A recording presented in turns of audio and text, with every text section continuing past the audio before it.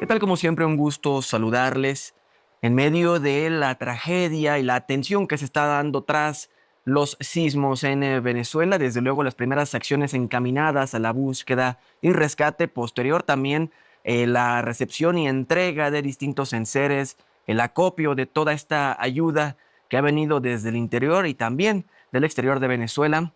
Hay algunos otros pendientes por atender y desde luego pues son aquellas secuelas que no necesariamente son materiales ni físicas, sino que son a nivel psicoemocional. Desde luego son bastantes los traumas que se viven después de este tipo de experiencias. Para conversar sobre estos temas me encuentro con la doctora Carolina Santillán Torres, doctora en psicología por la UNAM. Doctora, antes que nada, muchas gracias por estar con nosotros y recibirnos en su consultorio. Muchas gracias a ustedes. Bueno, pues vamos a empezar de lleno. Normalmente se tiende a creer, y así sucede, ¿no?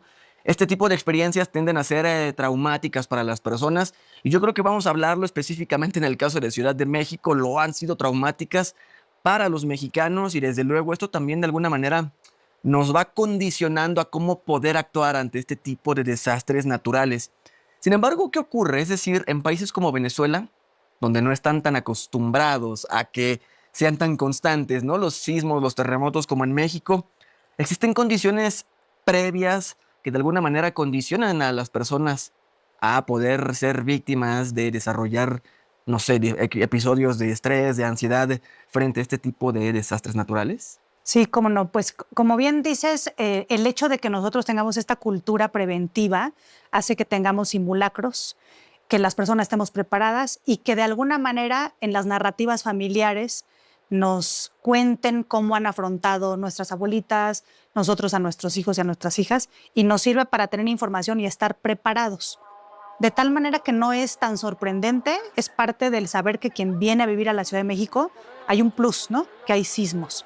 Pero como tú bien dices, en el caso de países que, si bien están en una zona de riesgo, que haya una poca frecuencia y luego los eventos estresantes como los sismos tienen características muy particulares. Por ejemplo, este de las réplicas, es decir, no es como un asalto o como un accidente, que es un evento solo con una duración determinada, sino el estresor es más complejo porque ocurre el sismo, viene la réplica y luego vienen estas primeras horas de esperar a ver los supervivientes. Entonces, no es un evento corto, es un evento de muchas horas, de mucha angustia y que va a tomar más tiempo. Y además, estos factores protectores o factores de riesgo, como son la pobreza, los temas políticos, ¿no? Los temas económicos, todo eso hace que un grupo de personas esté más vulnerable que otras y con menos práctica, ¿no? Menos ensayos para estar preparado, menos a veces estructuras o legislación a partir de las construcciones y que entonces puede hacer que sea mucho más complejo el afrontamiento. Claro. Ahora bien, ¿cómo es que una persona tiende a prepararse? Es decir, en México, desde luego, sí, ya usted lo ha mencionado, ¿no? Todo este tipo de variables que ineludiblemente están presentes, pero por ejemplo, en el caso de Venezuela, sin tener conocimiento previo de lo que implica un movimiento telúrico, una persona podría estar lista emocionalmente para afrontar una situación tan drástica como puede ser el movimiento telúrico que tuvo presencia en Venezuela. Sí, pues a ver, de entrada en términos de biología, puede haber un grupo de personas que suelen enfrentar el estrés mejor que otras, pero esta es una cuestión hereditaria o de sus ancestras y sus ancestros, en donde muchas veces en situaciones de vida o muerte pueden suprimir las emociones y tener esta capacidad para saber que depende del piso donde te encontrabas, las características del edificio, puedes evacuar, puedes ayudar a personas, pero también hay un grupo de personas que se paralizan y esto solamente tiene que ver con un componente hereditario. Después viene el factor protector de si tú has tenido modelos de los que has aprendido cómo afrontar el estrés, ¿no? Personas nuevamente que te ayudan a decir, hay que mantener la calma, hay que esperar, o si tú has visto que tus padres, tus profesores se descontrolan, tal vez no has tenido buenos maestros, ¿no? La cultura preventiva, decía yo, eleva la probabilidad de que el afrontamiento sea mejor, pero esto depende, justo decíamos, de tener protocolos tanto de atención psicológica como estructurales, ¿no? Etcétera. ¿Cuáles son las secuelas? Hablaba a la introducción de esta entrevista que justo es lo que de pronto no se ve, pero está presente, y son los traumas que quedan después de este tipo de experiencias que impactan en diferentes proporciones, pero terminan impactando al final de cuentas a toda la población. ¿Qué secuelas a nivel psicoemocional dejan, tomando en cuenta, bueno, la experiencia que tenemos en México, pero que, bueno, posiblemente este escenario, ¿no?, se repite en Venezuela? ¿Cómo no? Depende de los factores de riesgo con los que llegas al sismo. Es decir, si tú eres una persona que ya ha vivido en ese mismo año más de 3 eventos altamente estresantes o potencialmente traumáticos, estás más vulnerable. De tal manera que no es verdad que lo que no te mata te hace más fuerte. Si una persona en este año se divorció, tuvo un bebé, lo cual es muy estresante porque estás privada de sueño, cambiaste de trabajo, fuiste despedido, fuiste diagnosticada con una enfermedad grave, este evento, digamos, que puede ser el que finalmente desencadene un episodio de depresión, un episodio de ansiedad grave, y también hay que entender un poco cuál es el flujo. Los primeros 24 a 72 horas se habla de que puede haber síntomas de estrés agudo, y posterior a estos hay un grupo de personas que los eventos no son en sí causantes del trauma, pero sí son potencialmente traumáticos. Depende de tus factores de riesgo, de cómo llegas al sismo, de si también en tu familia tienes una predisposición a tener más afecto negativo, si eres más ansiosa, si eres más pesimista. Entonces, todo eso puede hacer que hagamos un estimado de que aproximadamente el 60% de las personas, porque también, sin ser especulativas, debemos de transmitir optimismo, van a salir adelante, y por las características del evento. Es decir, los eventos más traumáticos son aquellos en donde una persona está en contra de la otra, como en la guerra, como en el abuso sexual.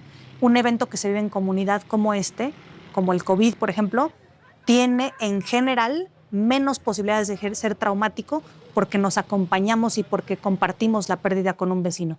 De tal manera que hay un 30% de personas, 40 algunos autores mencionan, que vamos a tener que monitorear porque después de un mes y hasta 3 meses después, y algunos casos tienen una aparición tardía, sí pueden desarrollar algo que se llama estrés postraumático.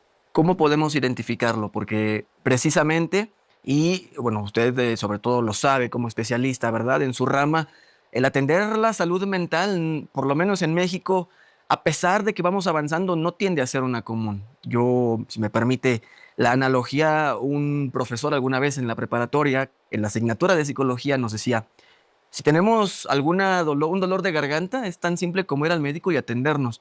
Pero cuando sentimos que algo no está bien en nuestro interior, en nuestras emociones, en nuestros sentimientos, no tenemos esa cultura de también acudir a una consulta con el especialista. ¿Eso ocurre más o menos en este tipo de escenarios? Sí, entonces, por ejemplo, la Organización Panamericana de la Salud habla de crisis humanitarias. Entonces, yo creo que hay que monitorear varias problemáticas, entre ellas el estrés postraumático, pero también probabilidades de que alguien debute con un episodio depresivo mayor, que haya un incremento en el consumo de alcohol o sustancias para intentar resistir la ansiedad, de la espera, por ejemplo, de la pérdida, duelo, y un grupo de personas van a empezar a activar ideación suicida, y hay que estar muy atentos también a eso.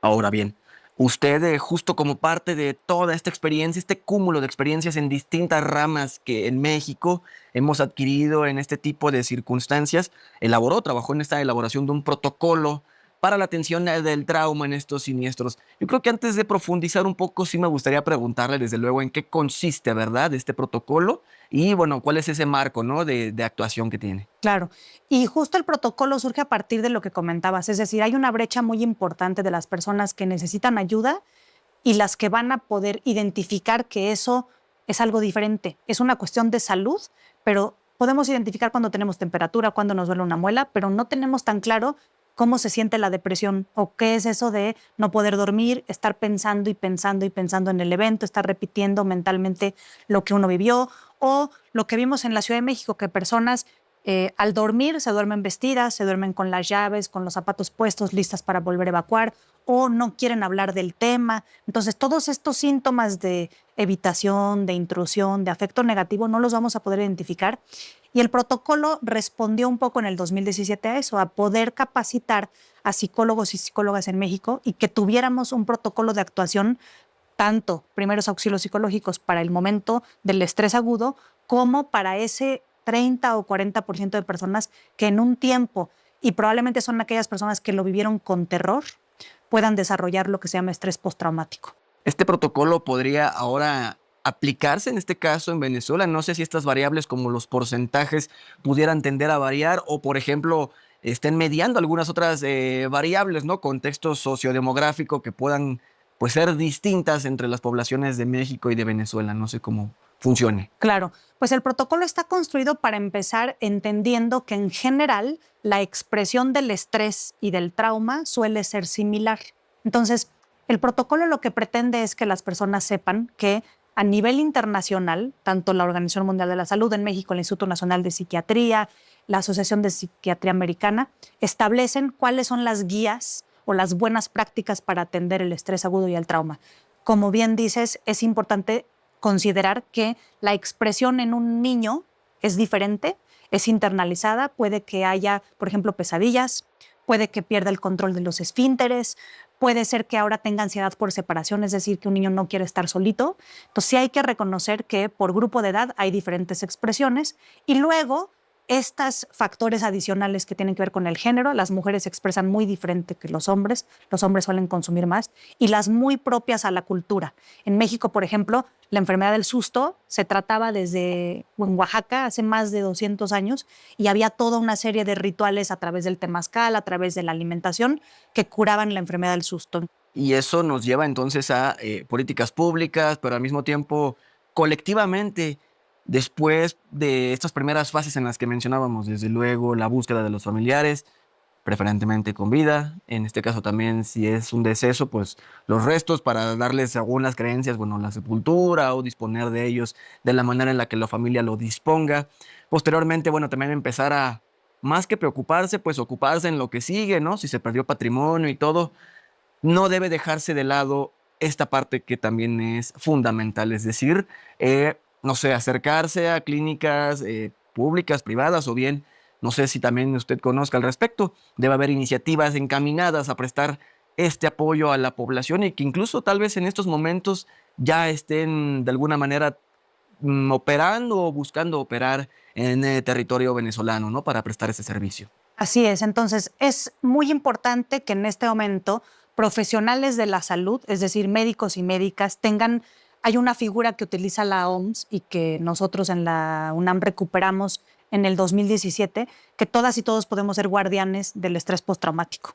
Entonces, que muchas personas tal vez no se van a acercar por un tema psicológico, pero se van a acercar al médico o a la médica por alguna somatización, porque no duermen bien, porque están más sensibles del estómago, porque se sienten inquietud. Entonces, ahí es donde estos médicos y médicas de primera línea, personal de enfermería y trabajo social, y en la medida de lo posible, cuando se reaperturen las escuelas, aunque viene el periodo vacacional, tengamos esta capacitación para poder detectar sin tener conflicto en nuestro rol. No vamos a dar psicoterapia. Lo único que podemos hacer es detectar niños, adolescentes, adultos que pudieran presentar alguna expresión psicológica, acercarlos a tener ayuda.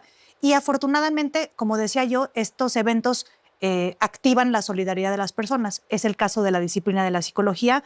Hay ahora un grupo que se llama Psicólogos por Venezuela que está haciendo un esfuerzo muy importante para dar atención en línea y también, por ejemplo, pensando en cuántas personas de Latinoamérica migran a Estados Unidos y vivir la angustia de estar en otro país esperando a saber si tienes noticias de tu familiar, si estas son positivas o son negativas, también pueden contener a los familiares que están con esta angustia. Entonces, ya se está ofreciendo atención en línea de manera voluntaria y también lo que se está haciendo es tratar de estandarizar la intervención que se va a dar. Es de tal manera que el protocolo que desarrollamos en la Ciudad de México va a servir como una estrategia para capacitar a los colegas y también recordemos que es una muy buena oportunidad para prevenir. Es decir, los programas de estudio no obligan a que aquellos que estamos en una zona sísmica tengamos entrenamiento en primeros auxilios psicológicos, al menos.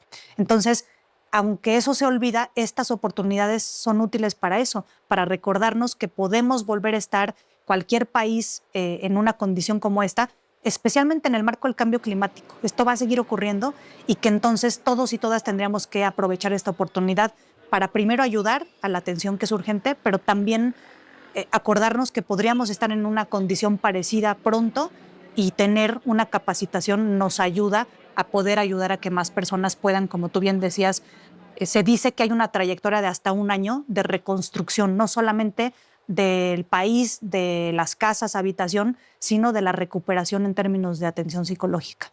Me llamó mucho la atención algo que mencionó, porque, y de pronto son cosas que no tenemos en el horizonte, porque desde luego la atención y el enfoque es hacia las víctimas directas, es decir, las personas que sufrieron la pérdida de algún familiar, la pérdida del patrimonio o estas secuelas psicoemocionales. Pero hay algo que de pronto en la ecuación creo que incluso en los medios tiende a no tomarse en cuenta y es los familiares. Los familiares que emigraron a Estados Unidos, que incluso están también como en calidad de migrantes o ciudadanos con algún permiso para residir en México. Este tipo de familiares también ocupan ese acompañamiento, doctora, porque pues también tienen la angustia, la incertidumbre de saber cómo están sus familiares, el querer estar con ellos, acompañándoles. ¿También son objetivo de este tipo de programas? Sí, estas personas, y también hablaré de otro grupo de personas que están en riesgo, antes la Asociación de Psiquiatría Americana consideraba que solamente podría tener trauma quien había presenciado directamente o ha sido víctima en la guerra de los eventos violentos, ¿no? Pero ahora, ¿qué se ha visto? Personas que se expongan mucho tiempo a imágenes explícitas, las personas que se dedican a las labores de rescate y están en contacto con los cuerpos, los familiares que no van a poder acompañar en los rituales de despedida porque no pueden salir de Estados Unidos, casi siempre es el caso, y estar esperando estas noticias. Y luego tenemos otro grupo de alto riesgo, que es un poco lo que mencionaba, los que damos atención psicológica. Entonces, ¿quién cuida de los que cuidan? Tenemos que también tener grupos de supervisión y apoyo para los médicos y las médicas y para los colegas que están dando atención psicológica, porque van a estar expuestos a escuchar una gran cantidad de narrativas que pueden activar la desesperanza. Yo sé que a lo mejor en el protocolo no está establecido así, pero con base en lo que usted me cuenta y de que las personas, ustedes que cuidan de la salud mental de las personas y que ocupan también ese mismo cuidado, eso me hace a mí de pronto plantearme también, si bien en la primera línea de atención están otras ramas, la enfermería, la medicina general o la medicina especializada, de pronto también creo que la psicología podría considerarse que al menos frente a este tipo de incidentes, ustedes también son especialistas de primera línea, ¿no? Totalmente. Afortunadamente, en muchos países, a veces por la buena, a veces por la mala, por ejemplo, en España hubo un accidente de tren y entonces hay un excelente entrenamiento de primeros auxilios psicológicos a partir de eso. Eh, en Estados Unidos y en otros países también tienen equipos, ¿no?, que ya están listos para realizar esas tareas. En México, generalmente tenemos brigadas de primeros auxilios psicológicos, la universidad hace un papel muy importante, pero también el sector salud constantemente se capacita para ir, ¿no? Y también tenemos algunas personas que colaboran desde el ejército, ¿no?, porque también hacen el trabajo más importante en el campo. Ahora bien, también quisiera preguntarle un poquito más sobre este protocolo y sobre la capacitación misma que nos comentaba, pues usted va a ser partícipe y al final usted tiene ese expertise también para este tipo de circunstancias. Usted va a estar capacitando en territorio, a la distancia. ¿Podría comentarnos un poco de alguna manera cómo es que usted también va a involucrarse en esta labor que al final de cuentas depende del esfuerzo de todos y que también desde su propia trinchera va a estar colaborando? En primer lugar, también me gustaría compartirte que el protocolo es producto de un proyecto de la Ciudad de México y que parte de la responsabilidad de este proyecto es que los libros están disponibles y son de acceso abierto y que cualquiera que vea esta transmisión puede buscarlos y bajarlos, ¿no? Y también todo el entrenamiento para profesionales de salud mental está disponible en YouTube para quien lo quiera tomar. Ahora, efectivamente, nosotros vamos a estar colaborando con este grupo, Psicólogos por Venezuela, capacitando a distancia a todos aquellos colegas que estén interesados y que también estén de acuerdo en dar atención psicológica en línea a las personas. Entonces, estaremos participando primero con una capacitación básica y también vamos a estar supervisando casos, porque no es suficiente tener la capacitación, sino que también las personas regresan, porque cada caso, aunque se expresa más o menos parecido estos trastornos, cada caso es diferente y tal vez necesita más apoyo porque hay consumo de alcohol, más apoyo porque hay ideación suicida. Entonces va a haber que primero capacitar, después supervisar los casos y también dar contención y también reconocer qué estrategias de autocuidado pueden estar practicando, cuál es la carga que tendría que tener cada psicólogo y todo lo estaremos haciendo en línea y lo vamos a grabar para que pueda quedar para que otras personas puedan acceder al entrenamiento. Sobre todo porque este material ahorita desde luego se necesita, pero en la posteridad este material podría seguir siendo un referente, ¿no? Incluso por si como Venezuela, que volvemos a lo mismo, no está acostumbrado a estos movimientos telúricos, empieza a generar su propio material, su propia capacitación, como México hace de 40 años a la fecha empezamos a volvernos expertos, por así decirlo. Así es. Chile también tiene materiales en español que son muy necesarios. Perú, porque somos zonas sísmicas, entonces ir haciendo un repositorio latinoamericano de estos protocolos de intervención y también creo un directorio de referencias sería muy importante. ¿Qué consejos podemos dar a las personas de a pie, doctora? Yo sé que está el protocolo, desde luego, y bueno, así como ocurre, por ejemplo, en un manual de protección civil donde se le dice a las personas, incluso estando en las zonas en las que se llevan a cabo labores de rescate o de retiro de escombros, el cómo actuar, el cómo proceder. Ahorita en un contexto en el que están ocurriendo o registrándose varias réplicas, en el cual, bueno, hay distintas variables que también pueden detonar nuevamente un episodio de estrés, de ansiedad de las personas que no son voluntarias y que no están capacitadas para afrontar esta situación. ¿Qué consejos se les puede dar, ¿no? A esas personas que están pues haciendo labores de a pie justamente en este tipo de zonas? Los televidentes, las radioescuchas, todos los que estamos en los medios digitales, es muy importante y también con los niños, tener mucho cuidado de estar viendo excesivamente imágenes explícitas porque generan impotencia, pueden reactivar el trauma y que no está indicado estar repitiendo estas imágenes, ¿no? Y también podemos cuidarnos entre todos porque si sabemos que, decía yo, no llegamos al sismo de una manera fuerte, de una manera en donde estemos seguros, con buenas habilidades, no podemos estar en riesgo. En general, algunas conductas de autocuidado para primeros respondientes. Si los primeros respondientes tienen un diagnóstico de alguna enfermedad, la que sea, inclusive salud mental, es muy importante que no suspendan su medicación, ¿no? A veces en la urgencia se nos olvida comer, se nos olvida hidratarnos, pero los están cuidando, tenemos que cuidarlos muchísimo, ¿no? También se establece que en general hay que tener jornadas que no excedan el tiempo que necesitan de descanso. Entonces es muy importante que los primeros respondientes, al principio nos pasó en la Ciudad de México, eran jóvenes universitarios que iban a ayudar, pero de pronto cuando se acostaban y querían dormir, cerraban los ojos y no podían detener la cantidad de imágenes que estaban repasando mentalmente y recurrían al alcohol para intentar dormir. Entonces es muy importante que en estos días traten de apegarse a tener en la medida de lo posible alimentación, hidratación. Yo tendría mucho cuidado con el consumo de alcohol en este momento porque estamos muy vulnerables, especialmente los primeros respondientes, que tengan una red de apoyo, es decir, que idealmente tengan rutinas que les ayuden a recordar que sí hay cosas que están bien, que están en control, que siguen como siempre, ¿no? Entonces, el simple hecho de sentarse a comer, lavar tu ropa, hacer la limpieza de tu casa cuando te toca un día de no ir a ayudar, eso al cerebro le ayuda a recordar que sí hay cosas que tienen control y certidumbre, ¿no? Y que el mundo va a tener que recuperarse. Y también yo decía esta idea de cuidarnos entre todos como guardianes. Entonces, principalmente profesionales de la salud, docentes o cualquier persona que tenga contacto con otra que esté muy atenta a que si a partir del sismo está experimentando más ansiedad, que la ansiedad se puede expresar con otros indicadores, ¿no? Problemas gastrointestinales, dolor de cabeza crónico, problemas en el sueño, en el apetito. Algunas personas pueden de pronto sentir algo que se llama ataques de pánico, que es muy molesto, que sienten que les falta el aire, que se preocupan, que pueden sentir que es un infarto. Entonces, creo que sí tenemos que estar ahora muy pendientes de cómo nos estamos sintiendo.